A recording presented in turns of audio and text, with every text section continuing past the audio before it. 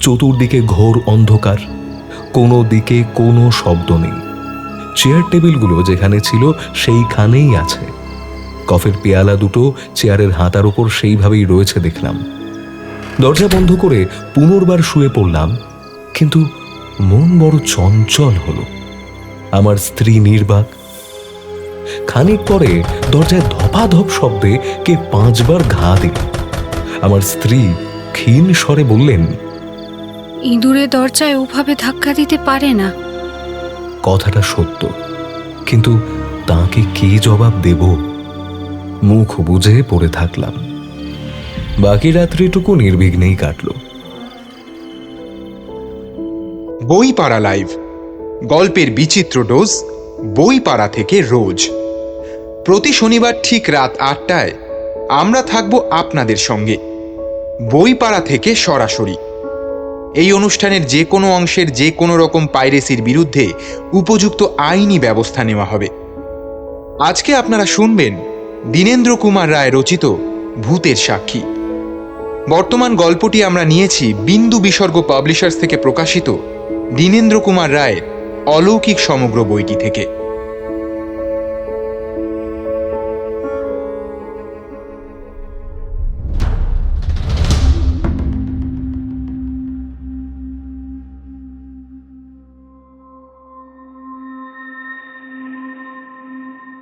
তোমরা ভূত মানো?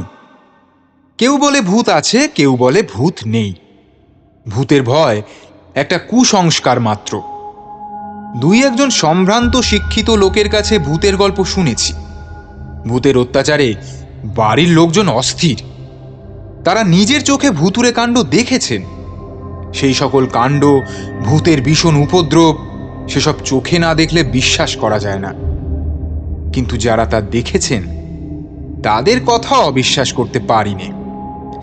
কিন্তু কেবল যে আমাদের দেশের লোকেরাই ভূত দেখেন এরকম নয়, ইংরেজরাও ভূত দেখেন। মিস্টার রেক্স কিং ইংরেজ, তিনি ছিলেন মগের মুলুকে অর্থাৎ বর্মায় সরকারের একজন উচ্চ পদস্থ কর্মচারী। অল্পদিন আগে তিনি লন্ডনের একখানি প্রসিদ্ধ মাসিক পত্রিকায় ভূত দেখবার যে গল্প লিখেছেন তা মিথ্যে বলে উড়িয়ে দেবার কোনো কারণ নেই। এই ভূতের সাক্ষী কিং সাহেব কি বলছেন তা তার নিজের মুখের কথাতেই শোনা যাক।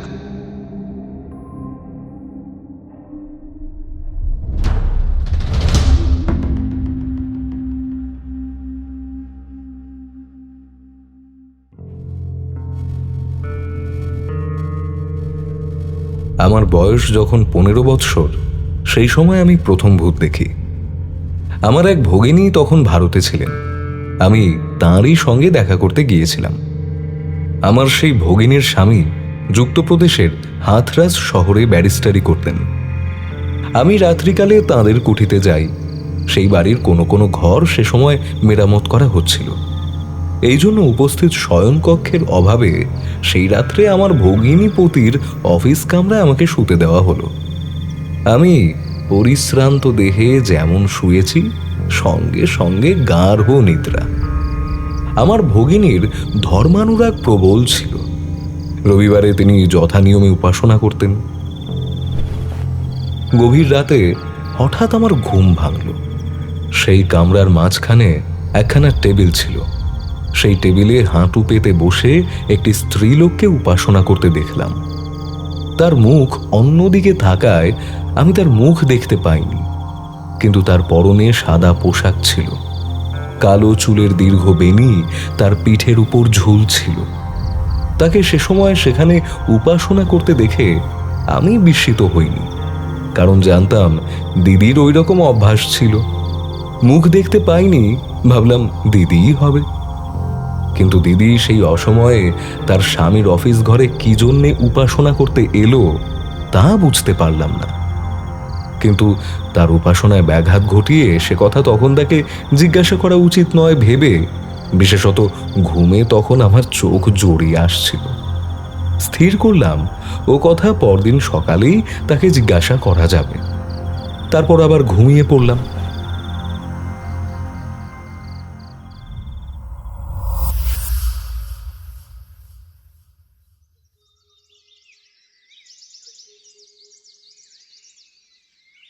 পরদিন সকালে খেতে বসে হঠাৎ দিদিকে জিজ্ঞাসা করলাম, দিদি, কাল রাত্রিরে তুমি অফিস কামরায় উপাসনা করতে বসেছিলে, তার কারণ কি? দিদি অত্যন্ত বিস্মিতভাবে বললে, অফিস কামরায় বসে উপাসনা করেছিলাম? কি যে বলো, কখনো নয়। কিন্তু হঠাৎ তার মুখের ভাবের পরিবর্তন হলো। সে তার স্বামীর মুখের দিকে চেয়ে কি ভাবলে। আমার ভগিনীপতি সম্মতি জানালে দিদি আমাকে যে গল্প বললে তার মর্ম এই। অনেক দিন আগে একজন ভারতীয় মুসলমান যুবক আইন শিখতে লন্ডনে গিয়েছিল। সেখানে একটি ইংরেজের মেয়ের সঙ্গে তার ভালোবাসা হওয়ায় সে সেই মেয়েটিকে বিয়ে করে। তারপর সে ব্যারিস্টারি পাশ করে দেশে ফিরবার সময় তার মেম স্ত্রীটিকে সঙ্গে নিয়ে আসে। এই শহরেই সে ব্যারিস্টারি আরম্ভ করে এবং এই কুঠি বাসের জন্য ভাড়া করে। কিছুদিন পরে তার স্ত্রী যমজ সন্তান প্রসব করে। প্রসবের পর সে অত্যন্ত অসুস্থ হওয়ায় ডাক্তার তার জন্য ব্র্যান্ডির ব্যবস্থা করলেন। কিন্তু তার স্বামী মুসলমান, সে তার স্ত্রীকে ব্র্যান্ডি স্পর্শ করতে দিলে না। ব্যারিস্টারটি ছিল গোঁড়া মুসলমান। মুসলমান ধর্মে মদ্য নিষিদ্ধ। তার স্ত্রী আরোগ্য লাভ করতে পারলে না, বেচারা মরে গেল। আমি সেই রাত্রে যে মূর্তিটিকে উপাসনা করতে দেখেছিলাম তা সেই মুসলমান ব্যারিস্টারের স্ত্রীরই প্রেত মূর্তি। শহরের অনেকেই একথা জানত। সেই কামরায় রাত্রিকালে প্রেতাত্মার আবির্ভাব হতো। অনেকেই তা বিশ্বাস করত। আমি নূতন সেখানে গিয়েছি, কাজেই প্রথমে কিছুই জানতে পারিনি। যদি আমি সেই রাত্রে সেই মূর্তি না দেখতাম তাহলে আমার দিদি ও কথা আমার কাছে প্রকাশ করত না। এই ঘটনার পর 12 বৎসর কেটে গেল। আমি বিয়ে করে সরকারি চাকরি নিয়ে বর্মা এলাম। কিছুদিন পরে আমাকে মফস্বল পরিদর্শনে বেরুতে হলো, সঙ্গে আমার স্ত্রী। একদিন সন্ধ্যাকালে আমরা একটি নগরে উপস্থিত হলাম। অপরিচিত জায়গা, এজন্য আমি আমার কর্মচারীর সাহায্যে রেস্ট হাউসে আশ্রয় নিলাম। কিন্তু সেই ঘরখানা একে তো নোংরা, অন্ধকারাচ্ছন্ন, তার উপর ইঁদুরের পাল চারদিকে ঘুরে বেড়াচ্ছিল। অতি কষ্টে সেখানে রাত কাটাতে হলো। পরদিন সকালে উঠে নগর ভ্রমণ করতে বেরিয়ে এক জায়গায় খাসা একখানা বাংলো দেখতে পেলাম। কাঠের বাংলো, জানালায় শাঁস, টালির ছাদ। সন্ধান নিয়ে জানলাম সেখানে পূর্ত বিভাগের ইন্সপেকশন বাংলো। সেই বাংলোয় আমার বাস করবার অধিকার ছিল, অথচ সেই বাংলো তখন খালি ছিল। এরকম সুন্দর বাংলো থাকতে জেলা বোর্ডের সেই কদর্য বাংলোতে কেন আমাকে রাত্রিবাস করতে হলো তা বুঝতে না পেরে আমার কর্মচারীকে তার কারণ জিজ্ঞাসা করলাম, কিন্তু কোনো সন্তোষজনক উত্তর পেলাম না। আমার সন্দেহ হলো আমি যে অফিস তদারক করতে এসেছিলাম সেই অফিসের কর্মচারীদের খাতাপত্র দুরস্ত না থাকায় তারা আমাকে তাড়াতাড়ি বিদায় করবার জন্যেই আমাকে ও আমার স্ত্রীকে সেই জঘন্য ঘরে আশ্রয় দিয়েছিল। তাদের দুরভিসন্ধি প্রায় সফল হয়েছিল। আমরা সেই দিনই আমাদের জিনিসপত্র নিয়ে সেই ইন্সপেকশন বাংলোয় আশ্রয় নিলাম। আমার স্ত্রীকে বললাম, কি চমৎকার বাংলো, এখানে কয়েকদিন খাসা আরামে বাস করা যাবে, কি বলো? এইবার সেই আরামের কথাই বলি।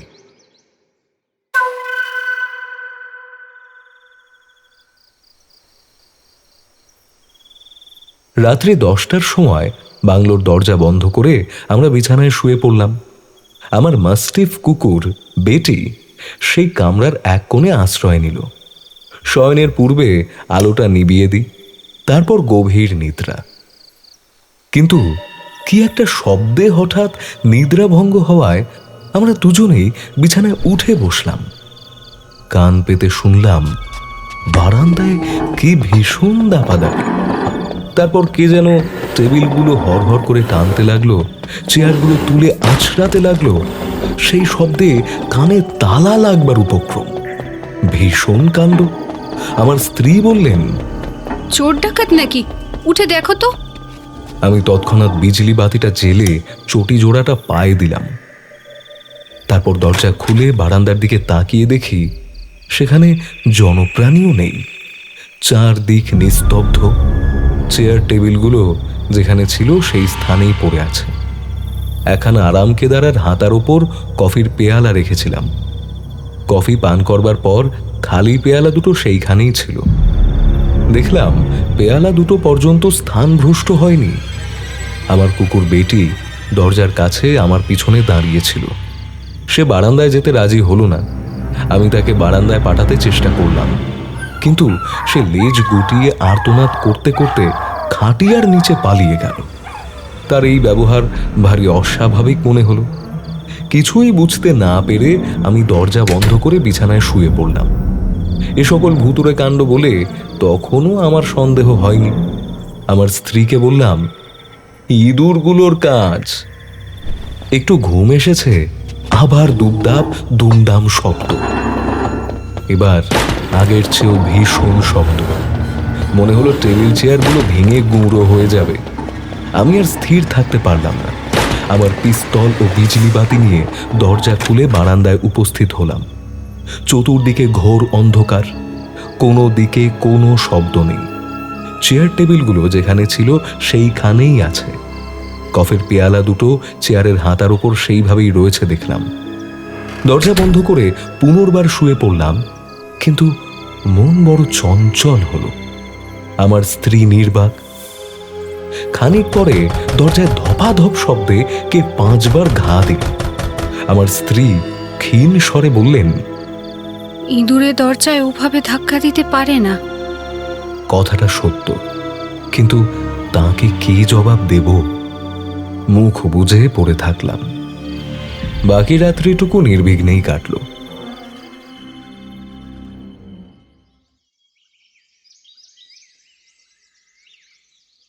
পরদিন সকালে আমার হেড ক্লার্ক আমার সঙ্গে দেখা করতে এলো। তার নাম মোং বা মোং। সে বললে, কাল রাত্রে হুজুরের আর ঠাকিনমার সুনিদ্রা হয়েছিল তো? তার কণ্ঠস্বরে উদ্বেগের আভাস ছিল। আমি বললাম, না, রাত্রিটা বড় অশান্তিতে কেটেছে। সে বললে, হ্যাঁ, আমিও সেই রকমই আশঙ্কা করেছিলাম। আমি বললাম, আশঙ্কার কারণ কি? আমরা রাত্রে ঘুমোতে পারিনি, এ কথা কি করে জানলে? কেরানিটা বললে, জানি হুজুর, এই বাংলো ভূতের আড্ডা। বর্মীদের একটা পুরনো গোরস্থানের ওপর এই বাংলোখানা তৈয়ারি হয়েছিল। এই জন্যই তো প্রথমে আপনাদের এই বাংলোতে বাস করতে দেওয়া হয়নি হুজুর। রাত্রিকালে এই বাংলোর ভূতগুলোর মধ্যে ভয়ঙ্কর যুদ্ধ চলে। এখানে কেউ ঘুমোতে পারে না রাত্রে। আমি বললাম, হ্যাঁ, কাল রাত্রে প্রচণ্ড বেগে তাদের যুদ্ধ চলছিল, সেই শব্দ আমরা শুনতে পেয়েছিলাম। তারপর পলায়তে সজীবতী। সেই দিন বিকালেই আমরা সেই বাংলো থেকে চম্পট দান করলাম।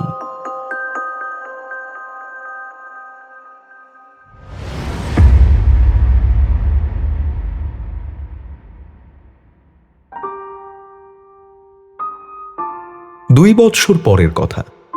কিছুদিন ছুটিতে ছিলাম। ছুটির পর নতুন একটি জেলায় চাকরিতে যোগ দিতে হলো। ধরে নিন জেলার নাম এক্স। আমাদের একটি মেয়ে হয়েছে। মেয়েটি হৃষ্টপুষ্ট। স্ত্রী কন্যা নিয়ে যে বাসায় উঠলাম সেটি দোতলা বাড়ি। একতলার খাবার ঘরের ঠিক ওপরে যে কামরা ছিল সেটি শয়ন কক্ষ, কিন্তু সেই কামরায় কেউ শয়ন করত না। আমরা খাবার ঘরে খেতে বসলে প্রত্যহ দোতলার সেই কামরায় অনেকের পদশব্দ শুনতে পেতাম। প্রথম যেদিন সেই শব্দ শুনি সেদিন আমরা স্বামী স্ত্রী দুজনে দুদিক থেকে দোতলার সেই কামরায় প্রবেশ করি। কিন্তু কার পদশব্দ?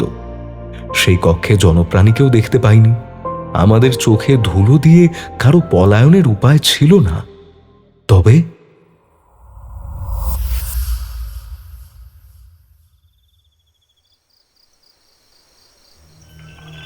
রাত্রিকালে দোতলার অন্য শয়ন কক্ষে শুয়ে আমাদের খাবার ঘরে বিষম দাবাদাপি শুনতে পেতাম। সেই রকম টেবিল চেয়ার টানাটানি, হুড়োহুড়ি শব্দ। কিন্তু সেই কক্ষে প্রবেশ করে দেখতাম সেখানকার যা সব ঠিক আছে। তখন সেখানে জনপ্রাণীর সারা শব্দ পেতাম না। সেই বাড়িতে 1 বৎসর বাস করেছিলাম। কিন্তু দোতলার সেই অব্যবহৃত শয়নকক্ষে যখনই কেউ বাস করেছে তাকেই রোগে ধরেছে। আমার স্ত্রীর একটি ভগিনী আমাদের সঙ্গে দেখা করতে এসে কয়েকদিন সেই কক্ষে শুয়েছিলেন। তারপরে জ্বরের আক্রমণে বেচারার প্রাণ যায় আর কি। আমি তাকে আমার শয়নকক্ষটি ছেড়ে দিয়ে সেই কক্ষে শুতে লাগলাম। তার অসুখ সঙ্গে সঙ্গে সেরে গেল, কিন্তু আমি জ্বরে পড়লাম। তখন অগত্যা আমার বসবার ঘরে আশ্রয় নিলাম। সঙ্গে সঙ্গে জ্বর ছাড়ল। তারপর আমার মেয়ে রায়া সেই খালি কামরা দখল করলে। মেয়েটা তার কাছেই থাকত। আমার স্ত্রী কোনোদিন সেই কামরায় প্রবেশ করেননি, তাই একদিনও তার অসুখ হয়নি। তিনি মেয়েটিকে নিয়ে তার আয়া ও তার ভগিনীর সঙ্গে বায়ু পরিবর্তন করতে চলে যাওয়ার পর আমি সেই বাসা ছেড়ে একা একটা ছোট বাসায় বাস করতে লাগলাম। সেই ভুতুড়ে বাসা ত্যাগ করছি শুনে আমার পরিচিত একটি বর্মান ভদ্রলোক বললেন, এই বাসা ছেড়ে দিয়ে খুব ভালো করলেন। এই বাড়িতে একটা লোক আত্মহত্যা করেছিল। এখানে দীর্ঘকাল বাস করলে আপনাদের জীবন বিপন্ন হতো। পূর্ব দিকের শয়নকক্ষে যে যে পরিবার যখনই বাস করেছে সেই পরিবারের একজন না একজনকে মরতেই হয়েছে। 4 বৎসর পূর্বে চতুর্থবার আমাকে ভূতের পাল্লায় পড়তে হয়েছিল। এবার সেই কথা বলব।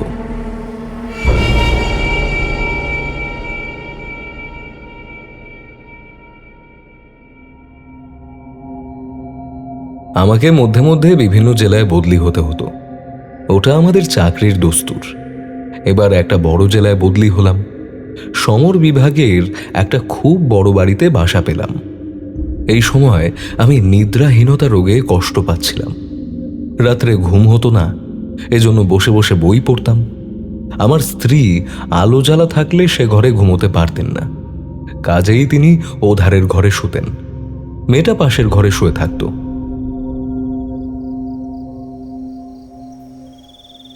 আগস্ট মাসের শেষ দিন, রাত্রি তখন প্রায় শেষ হয়েছিল।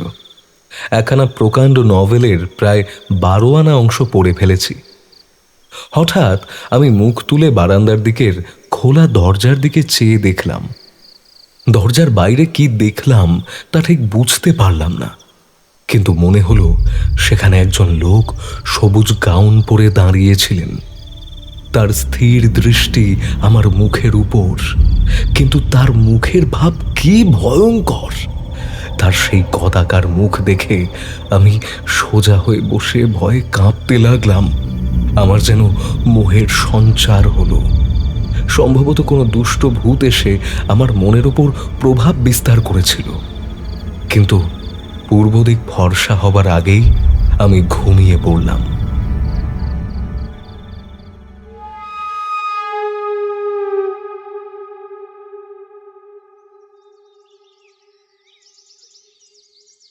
যখন ঘুম ভাঙল, সূর্য তখন পূর্বাকাশের অনেক ঊর্ধ্বে উঠেছে। আমি বারান্দায় গিয়ে আমার স্ত্রীকে দেখতে পেলাম না।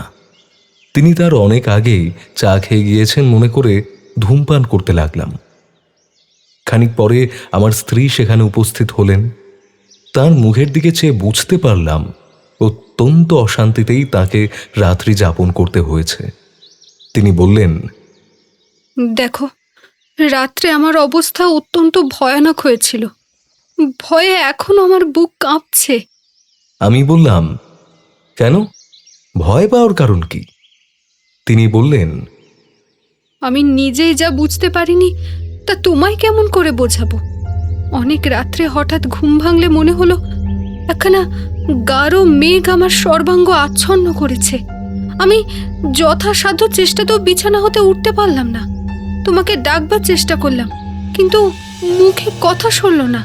মশারি তোলবার চেষ্টা করতেই কে যেন আমাকে ধাক্কা মেরে সরিয়ে দিল।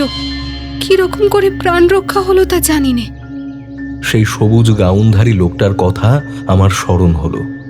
আমার স্ত্রী তখনও ভয়ে কাঁপছিলেন। সেই সময় আমার মেয়েটি এসে বললে, সবুজ রঙের কোট পরা একটা লোক কাল রাতে আমার শোবার ঘরে গিয়েছিল। সে কে বাবা? আমার স্ত্রী বললেন, না মা, ওরকম কোনো লোক তো এখানে আসেনি। মেয়ে বললে, আমি যে তাকে দেখেছি মা, লম্বা সবুজ কোটে, তার শরীর ঢাকা, আর কি বিশ্রী কদাকার তার মুখ। আমি খুব ভয় পেয়েছিলাম। আমার মুখে কথা সরল না। কোনো দিন আমি এই ব্যাপারের রহস্য ভেদ করতে পারিনি।